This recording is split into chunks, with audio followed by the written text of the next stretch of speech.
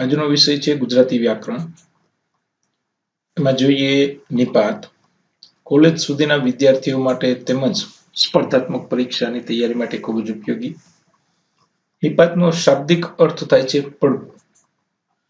કેટલાક વાક્યો જુઓ. અહીં આપેલા વાક્યો ધ્યાનથી વાંચો. હવે આ વાક્યો પર નજર કરો. અહીંયા જે હાઇલાઇટ કરેલા પદ છે એમનાથી વાક્યમાં એક પ્રકારનો પ્રભાવ ઉત્પન્ન થાય છે. અહીંયા જે શબ્દો છે હાઇલાઇટ કરેલા એમના ઉપરથી આપણને ખ્યાલ આવશે કે એ શબ્દોના આવવાથી વાક્યમાં કોઈ પ્રકારની એક આગ્રહ, વિનંતી, ભાર કે એક પ્રકારની સીમા દર્શાવે છે. તો આવા શબ્દો નિપાત કહે છે. નિપાતની જો આપણે પરિભાષા આપવી હોય તો આ રીતે આપી શકાય. ભાષામાં કેટલાક ઘટકો છે જે વાક્યમાં ભાર, આગ્રહ, વિનંતી, સીમા મર્યાદા વગેરે જેવા અર્થોનો ઉમેરો કરે છે તેને નિપાત કહે છે. નિપાતના મુખ્ય 4 પ્રકાર છે. નિપાતના પ્રકાર નંબર 1 ભારવાચક, 2 સીમાવાચક, 3 વિનયવાચક, 4 લટકણિયા રૂપ. આ 4 પ્રકારની માહિતી મેળવીએ. સૌપ્રથમ જોઈએ ભારવાચક નિપાત. કોઈ વાક્યમાં કોઈ પદ ઉપર ભાર મૂકવાનો અર્થ આવતો હોય ત્યારે આ નિપાતનો ઉપયોગ થાય છે. અને આ વાક્યમાં આ જે નિપાતનો ઉપયોગ થાય છે એમાં ખાસ કરીને આટલા જ શબ્દોનો પ્રયોગ થાય છે. જ, તો, ય, પણ, સુદ્ધા. આ ભારવાચક નિપાતના પ્રયોજાયેલા શબ્દો છે એમનાથી વાક્યમાં એક પ્રકારનો ભાર દર્શાવે છે. ઉદાહરણ જોઈએ. હું આજે ફરવા જઈશ જ. મને તો ગણિત જ અઘરું લાગે છે. તો અહીંયા જે હાઇલાઇટ કરેલા પદ છે નિપાત એમના આવવાથી વાક્યમાં ભાર જોવા મળે છે. વધુ ઉદાહરણ જોઈએ. મેળામાં પ્રદર્શન સ્ટોલ પણ હોય છે. ભણેલા સુદ્ધા આવી ભૂલ કરે છે. બધાય વિષયોની તૈયારી કરવી. હવે જોઈએ સીમાવાચક નિપાત. જેમાં કોઈ સીમા કે મર્યાદાનો અર્થ અભિવ્યક્ત થતો હોય એ સીમાવાચક નિપાત છે.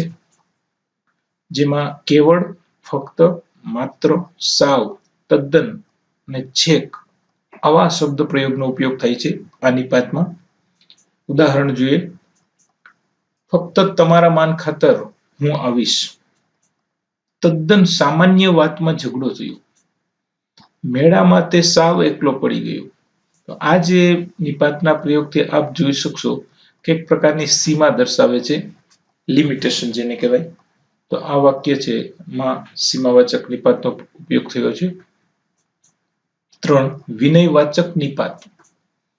જેમાં વિનય, વિવેક કે આદર અભિવ્યક્ત થતો હોય એ વિનયવાચક નિપાત છે. ખાસ કરીને વિનયવાચક નિપાતમાં જી શબ્દ પ્રયોગનો ઉપયોગ થાય છે.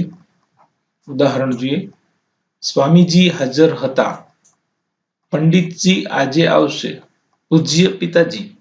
તો અહીંયા જીના એક પ્રયોગથી એક પ્રકારની વિવેક, વિનય જેને આપણે રિસ્પેક્ટ કહીએ છીએ એ વ્યક્ત થાય છે. 4 લટકણિયા રૂપ નિપાત. આ જે શીર્ષક છે લટકણિયા રૂપ એ એટલા માટે આપવામાં આવે છે કે મોટા ભાગે આ નિપાત વાક્યના છેડે આવે છે એટલા માટે લટકણિયા રૂપ નિપાત કહેવામાં આવે છે. જે વાક્યમાં વિનંતી, આગ્રહ કે અનુમતિનો અર્થ અભિવ્યક્ત થતો હોય ત્યાં આ નિપાતનો ઉપયોગ થાય છે. વાક્યના છેડે કે, કેમ, ખરું ને જેવા શબ્દ પ્રયોગ આ નિપાતમાં થાય છે.